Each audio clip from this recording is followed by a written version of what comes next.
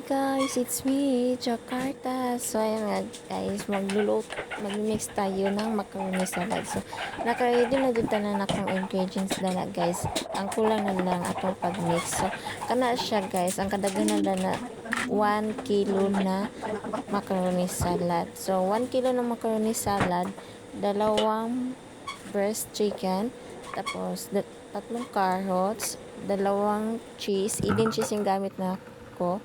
Tapos isang condensed milk at saka mayonnaise. So yung mayonnaise guys, ginabalansa na ako kung unsa ka daghan ang mayonnaise. Pero kung naka-sachet yan guys, ito parang naka-magnolia na sachet, yung malaking sachet, dalawa lang talaga yan ang ilalagay. So pagkatapos yan naka-ready naman, so huwag natin kalimutan yung pickle relish, isang malaking pickle relish, dalawang pineapple slice, dalawang guys, wag mong isali yung juice niya guys, at saka maglagay lang tayo ng konting raisins. So kana guys, dali adjud kay na siya ma-mix guys, and then dili di mawala ang atong pagtilaw na sa atong kan kay basin nagkunkuan lang ta, tapos lain man di kay lami kulang sa timpla. So di jud mawala ang tilaw na. So ako nagpatilaw jud sa akong mga kauban dan ha, kay para